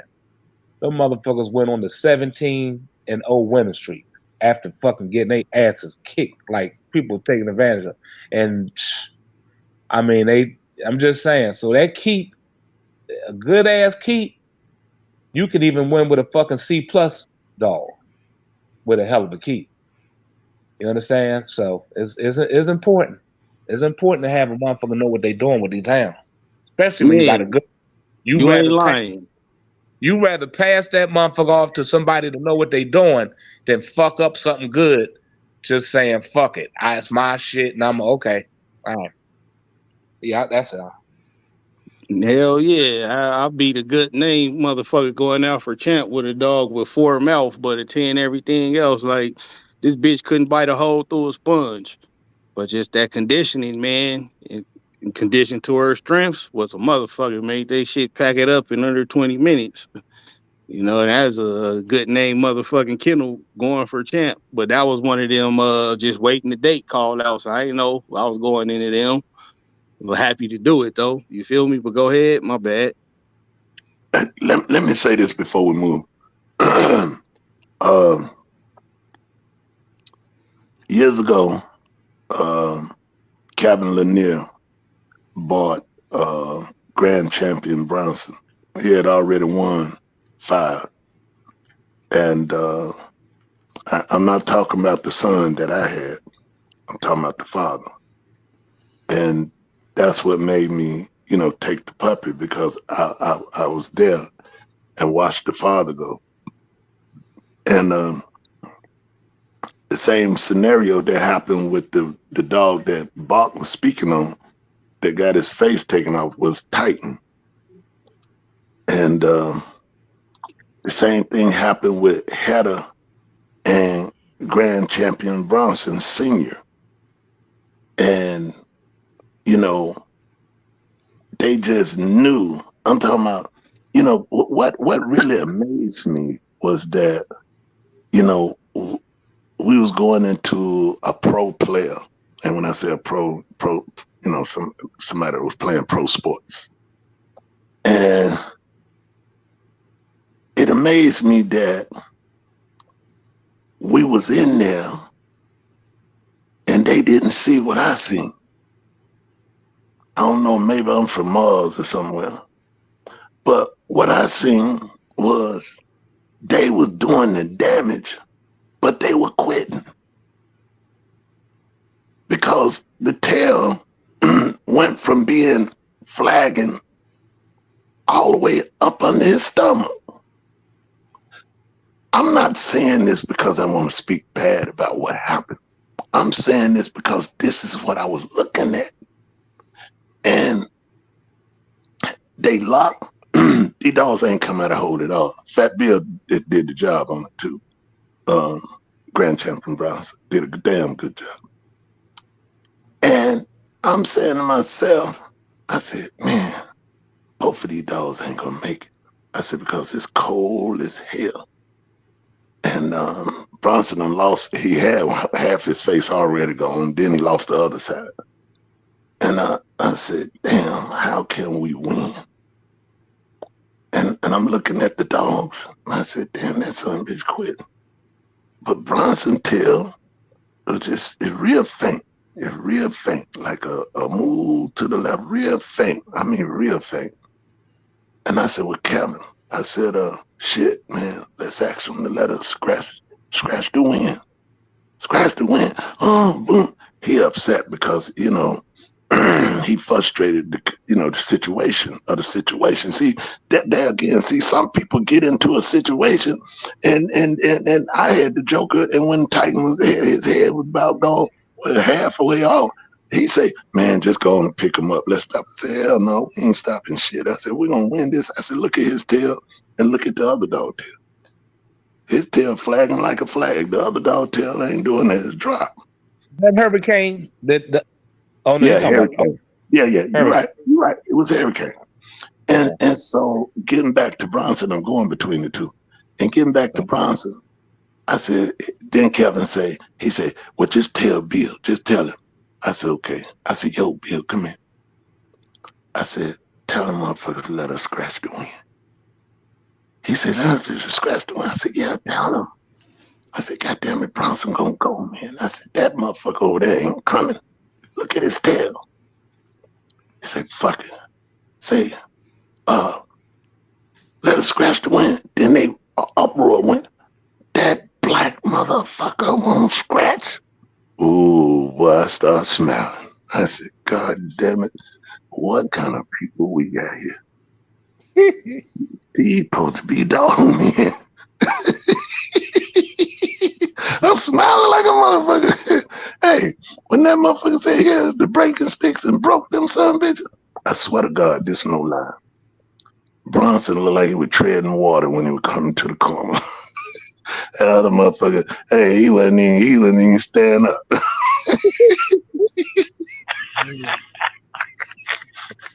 Hey, when they got this bitch in the corner, he laid down. Done. Like, I quit. Hey, look at it. We took Bronson to the corner, and I'm telling you, Fat Bill did a hell of a job. Man, took Bronson to the corner. That motherfucker, boy, I swear to God, when they said release, slam! Like hitting a heavy bag. Yeah, but now just think, if I hadn't have been there, or if I hadn't have thought of that. Because see, what happens in situations, sometimes we get so engulfed in the situation that we can't think past trying to get out of it or trying to win it. You know, going back to Perry Powell, he was getting slaughtered. We done told the story before. He was getting slaughtered. But I'm like, God damn, man, goddamn, you gonna ask me to be your fucking corner man, and then you gonna lose, man? God damn, that shit, we got to win this shit. You know, take your damn shirt off. You just as black as the damn dog. You look like a fucking gorilla. You know what I'm saying? Hey, hey, and the shit worked. Look at that. Yeah. So, but this is the reason why I'm playing between all these situations is because I done been in a whole lot of these situations, and it was just only my thoughts and persuading them to go along with it. And so you got to be able to read the situation that you're in, man, to put you ahead, you know, to win. You know, it's just like we can. You know, I said, damn, you know, Sadie going toe to toe with this bitch. I mean, toe to toe, they getting down. I mean, it's goddamn action packed. Pow, pow, pow, pow, pow, boom, boom, boom, boom. I'm like, God damn, I'm loving it. I'm loving it. God damn, this bitch done rolled over. Good God, man, that motherfucking bike. We can't get up here. She jumped up and went back to work.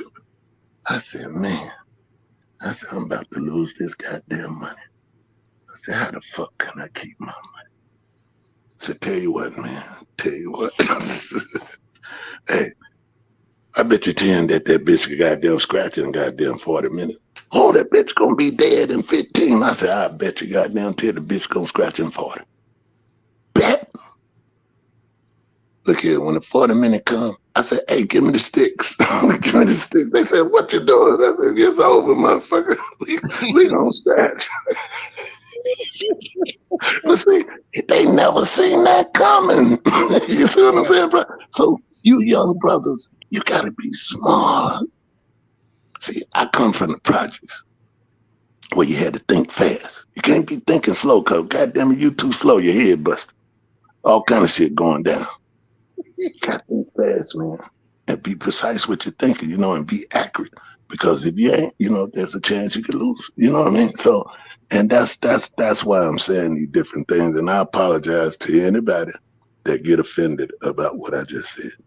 That's the perfect example of poise and composure, though. Thinking on your feet, you know. There you go.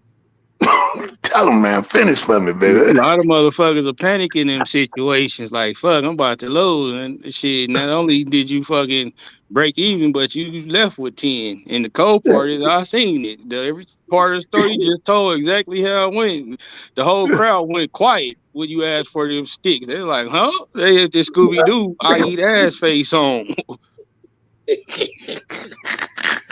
Got them. They couldn't believe it, little bro. You see what I'm saying? They couldn't believe it because they thought they just thought they had me. You like that was an easy lick. Like hell no, this motherfucker hit you with the 3-card Molly. You thought it was the middle card. You wrong. The card already back in his pocket, dummy. Hey, and the first thing they said, Sammy Styler said, "God damn it, boy, you ain't shit. You cheated, man. Ain't nobody cheated your ass. You got a hound in here. I ain't shit. I am the shit, nigga. Give me my tea." But check this out. I wasn't even in the pit. It was Perry Powder. The fuck you mad at me for? You get mad with him. You understand where I'm coming from, bro? I mean, like when we was up there on the bay up there, motherfuckers like they started growling and shit, and goddamn, they started talking shit. Kevin Lanier said, "Come on, boom, let's get out of here. Let's get out of here." So you know, we getting out of there, and all of them come out the building. It's about 100 of them. It's just me, Kevin, and Kevin was damn 70 years old. And me and Bill, I guess we was in our 30s, maybe a little bit younger. We might have been a little bit more young, maybe 20 something. But I'm just saying, you know, we thinking fast, right? These motherfuckers slow, but they supposed to be dog men. You know? So don't get mad. They felt cheated, but they was really just got out hustled. That's all. When you get hustled, you feel like you was cheated, but you was just hustled because you ain't no robbery in the fair exchange. Absolutely. Hey, let me read this super chat real quick. Salute to brother Easy Custom 22. Appreciate the support, man. Thank you, Easy. He says, panel opinion. Who deserves the most recognition? Breeder, owner, handler, conditioner. All played major roles, but if you could choose one. What do you say, Brother Bach, to that? Got to go with the breeder first. Shit, if the motherfucker ain't bred, we can't talk about the other part. I hear you. What about you, Mr. Garcia? Well, most of the dogs I use, I bred them, owned them, conditioned them, handled them. So I guess for the win, if you're talking about the competition part, I get the credit for all that. But if I lose, it's my fault too. Right. So if the breeder, like Bach said, basically, the breeder gets recognition for breeding the dog.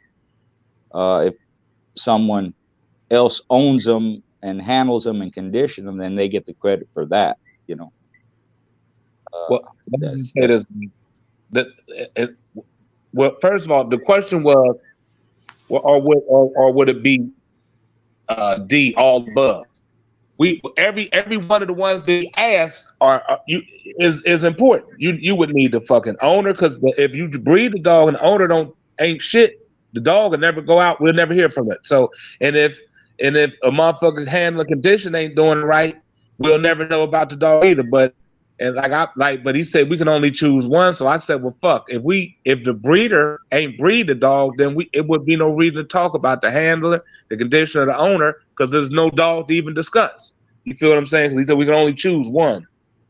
You get what I mean? So if the dog was never bred, how can we even have a handler, conditioner, and owner? Mm-hmm. You being honest, I don't see where we can go further than that. All right. What's your opinion? That question, that real quick, that question comes up a lot, and I guess there's people arguing over who deserves the most credit, and that like Bach said, you got to have a breeder first. So, it just, people want to take other people's shine away, Well, I bred them, and why condition without one, you don't have the other and all that. So it's kind of a moot question. If you don't know, then you're going to continue arguing about it, Yeah.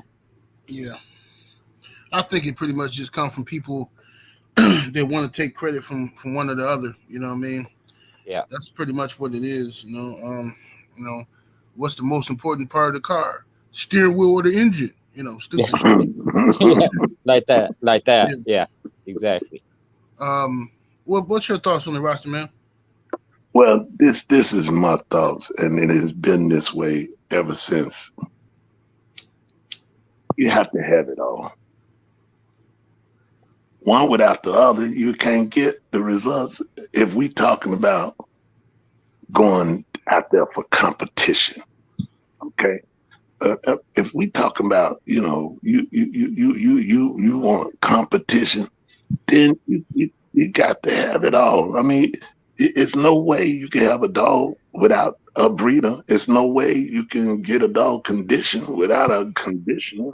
There's no way the dog can be handled without a handler. I mean, it's all of it is important. All of it, you got to have it all. That's why, if you notice, if you look at STP and them back in the heyday when they were doing their thing, it was about 4, 5 of them, 3, 4 of them all together doing their thing.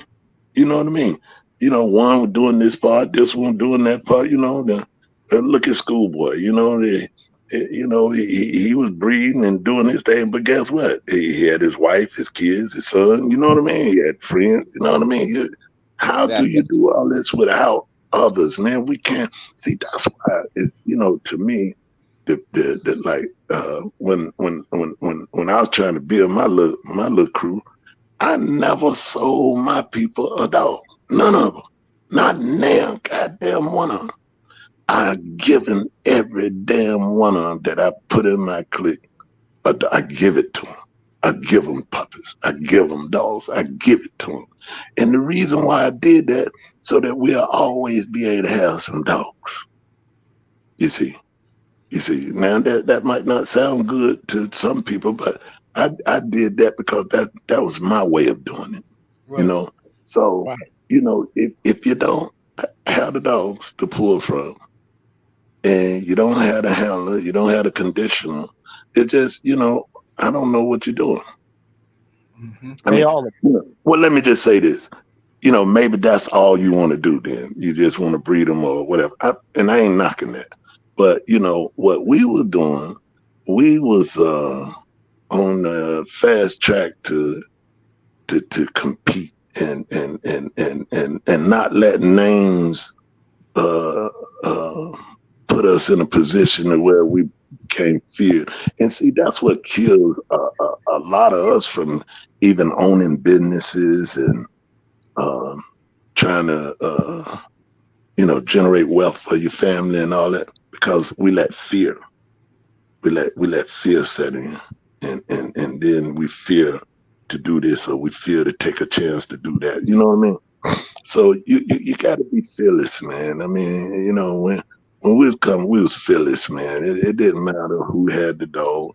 Matter of fact, we prefer to go get the one that everybody feel that can't be beat, because to me, it's everything about what you understand and the lessons that you done been through to be able to, come to dinner, and true enough, you can work through people,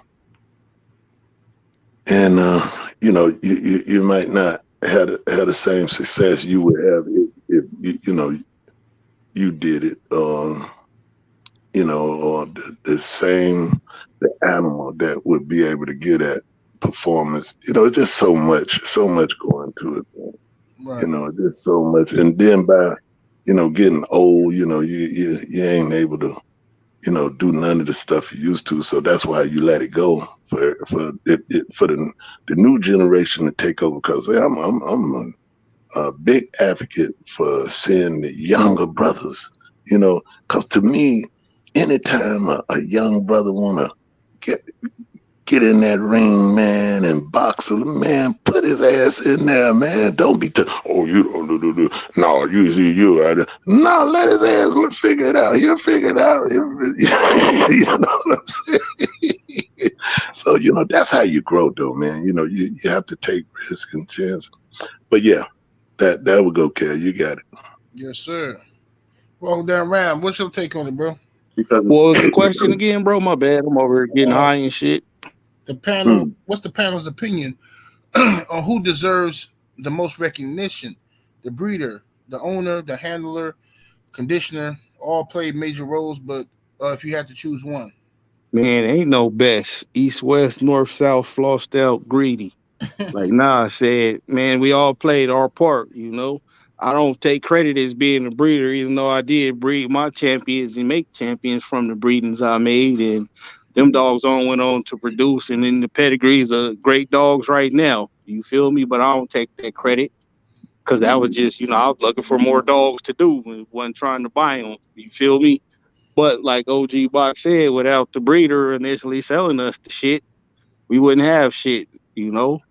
But the breeder wouldn't get recognition if it wasn't for us going out there and playing with the shit. So we all play our part, man. That's the beauty of the game. We all part of a bigger conveyor belt, and everybody got a important instrument into it. So it ain't no best, man. Right. Everybody is important in this shit to make it run. It's just like building a race car. I can have a fast ass engine, but if my transmission can't take it, I got a dope car with a fast engine that I can't run. Right. Everything got to work together. Same with the dogs, bro. Yes, sir. If someone asked the question, I must have skipped it on accident.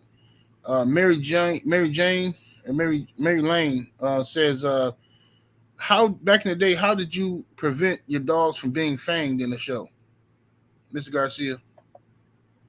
Well, you can't. What causes them to get fanged is a swelling generally, right? So you got to have the blood count right, and it alludes to what Bach was saying about Rosterman. How do these dogs suffer damage and go 30, 40, 50 an hour, 2 hours? Because they don't bleed, and that's where the drying them out, not dehydration, but drying them out, having properly dried out, and having your blood count right, so that they don't swell. Because a dog just on the chain, just living his normal life, they don't get fanged because their lips ain't swollen. And if they're not properly dried out, when they get cut or they get bit, holes or whatever, they'll leak like a sieve. So the ones that are properly dried out and have the right blood count, they don't bleed. It might come out a little bit and then it's going to clot up. It's going to stop. And some of them, like I said, are severely damaged. So there's less chance that your dog's going to get fanged if his lips don't swell up. Right. But as far as preventing it, that's the preventative maintenance way beforehand, before they get in the show, you know. And when they do get fanged, that's generally what it is. If you notice their muzzle's swollen, their lips are swollen, and they just get hung up. Yes, indeed. Welcome to that round. Let me ask you this, bro. Salute to Can't Stop, Won't Stop in the super chat. Appreciate the love coming through. He says, what are the best and most interesting and most fucked up dog houses you gentlemen have come across? Let me tell you real quick. The worst dog house I ever seen was a wire cage that somebody had outside in a kennel. And it was an outdoor kennel, like the fence type, right? And chain link fence type. And he had a wire cage in there, and he just like, I'm like, what is that? Why you got the cage in there? He was like, oh, just for, so he can go in there and chill and shit. I'm like, why the fuck would he go in there? It's not protecting him from the snow or rain or nothing and shit. Like, it's just, he might as well stay outside. I'm like, oh my God. That's the worst shit I ever seen. Somebody uses a doghouse. Worst shit I seen, motherfucker, was on a nigga yard who feed his dogs little orphan Annie porridge and whatever scraps the house didn't eat and shit, and make videos of it and say that's, eating gruel is good eating.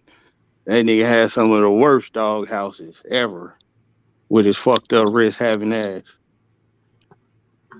What the hell? What's randomly going in? What about you? I don't want to blow the show up, though.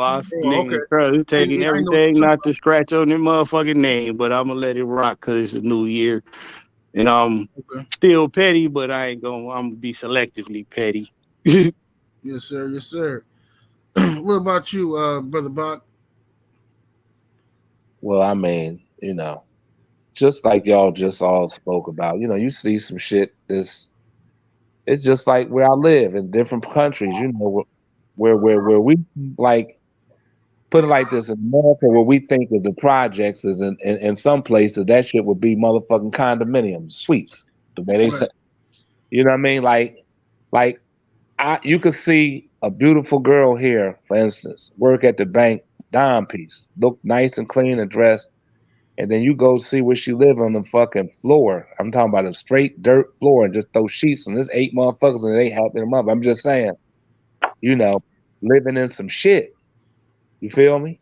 Right. So, and they probably more happy than the motherfucker living in the mansion. Just being honest, So, but like you said, now anytime you have a dog, like Ram said, where it's not offering no fucking shelter, whether it be from the sun or the cold, that person, if you, here's the point that I would make. If that person you see got a dog and you don't then straighten that person, and if you can't do no better than that, man, you don't need no fucking dogs, bro. Like, at some point, you can't say you love the dog, then I don't give a fuck if it's your dog or on somebody else's yard. If you had that type of hookup where you can deal and speak with it, you would need to tell me they got to do better. If you even got to go bring them over that bitch and put it together, put it up and put it up so that the dog has adequate, housing. So, and the reason I say that because I've done that. Seen dogs that wasn't that good. I'm sure a lot of people here have gave them dog food and fixed chains up and goddamn fixed some of their houses that was fucked up. Some of the motherfuckers ain't even in the house. Rain, sleet, no, they just sitting out on the chain. Just being honest, So yeah, maybe a lean-to shade board. Like I done that too. If I fuck with you, I help you clean your shit up and get it together. But if I don't fuck with you, I hope all your shit catch parvo then babesia in that order.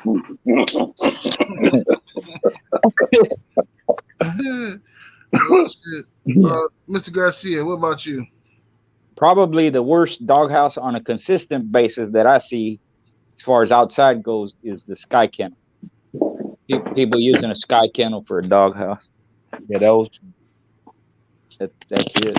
You see it all the time. They got, you know, a dog on a chain or whatever, and they're using a sky kennel for a doghouse. They just take the door off of it, you know. Right. Some people get elaborate. They have a summer house and a winter house in the same house, you know.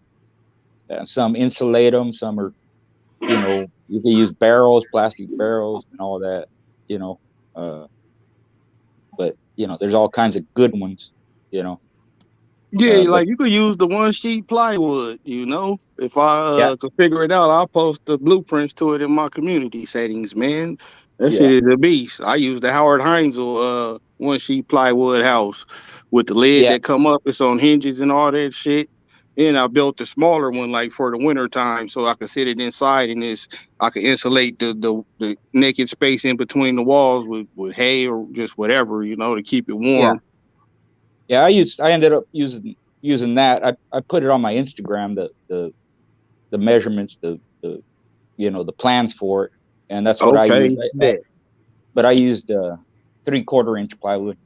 Yeah, get the good shit. The one that's got the green paint on it too. That's usually the better shit. That's, you know, weather treated and shit. So that's what I use. And the summers out here is a bitch, but it ain't fucking warped them or nothing. You know, just the sun beating on it. Then when the rain come and it dry back out, and usually warp. You know, the little cheaper plywood. But the shit you can use 1/4 inch, but it's too thin. 1/2 inch is okay, but they don't last as long. So I ended up, all of them were 1/4 inch, 3/4 inch. Yeah, you know, and it's worth it too. Even if you just gotta buy, you know, 1 sheet and then the woods to drill it at a time, bro. Every time you get paid, it's worth it. Yep. If you do that by the end of the summer, all your dogs will be in them houses, you know. Just buy one every 2 weeks and build that shit on the weekend. Yeah. Yes, or unless you balling like 7-8 and you can just go buy, you know, shit already ready.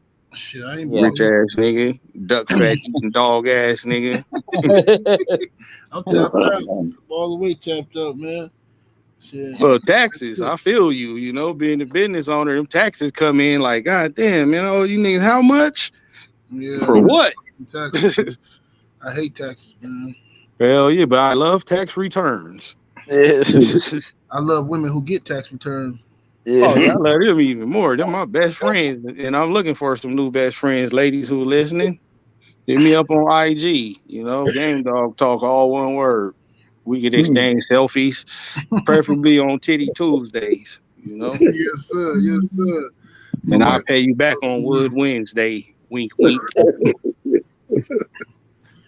Hey, it's funny, but that shit be working. No cap. I be doing that shit on CC channel. All kind of bitches in my shit. Hell yeah. Y'all smash the like button if y'all in the building, man. Hey, look, y'all, I got to end the show a little bit. I think we got to the questions anyway. Did everybody answer? Boom, did you answer that last question? Worst dog house? Man, they don't cover it. Okay. They don't cover it. Yeah, I got to go down here, man. My wife been waiting on me to come down here and eat. Before you do anything, damn it, we must have the commercial. Oh, yes. We must have our Thank you for reminding me, brother. Yeah, let me get this off the screen, though. Mr. Nasty Time. Everybody who got kids, look away.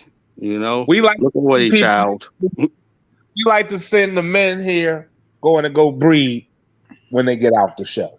Okay, you know, we're going to make some round breedings. Money and magic, XXX. Hold up, honey. No, I'm not your hoe or housewife. What you thought this is? It's not personal, it's business. When you see me, I be fancy. Underneath it, I be nasty. Sharing lace off in my panties. Easy access, ain't no scamming. Got me choking while I'm slurping love potion. From the back type, busted wide open. Got some D-cup titties in a bubble butt. Made his dick hard as shit. All I heard him scream was fuck. Give it to me, bear. Pulling on my motherfucking hair. Pretty pussy pink. Knock it out. Put that ass to sleep. Got his wood all in my back. Come in my stomach with all of them racks. Make his dickhead split up cash. Huh? Now give it to me like you want some more. No Tatiana, that's that bottom shelf quality type of hoe. Taste this pussy, you'll eat something that you never had. Put that chain around my neck and choke me till I'm brain dead. Then throw me all of them bands and cash it out to my OnlyFans. Yes, sir. Yes, sir. Welcome, down. Go ahead and give us a disclaimer, brother. Hey, man, as always, it's 2023, but the rules still apply. None of this shit is intended for, nor should it be used towards any illegal purposes. If you is using it for that, stop it. Keep it to your motherfucking self, because if you still tell on me, every time they crack that dough, I'm going to put the Bethlehem on your ass, boy. Yes, sir. Other than that, tomorrow, Monday, scratch hard into that motherfucker throat. Swell that bitch up, you know, conquer the day, be great, man. See y'all motherfuckers next week. You feel me? Yes, sir. Peace to the chat. Appreciate y'all in the super chats. Everybody came through showing love. And we'll see y'all next week. Peace. All right, my brother. One love to everybody.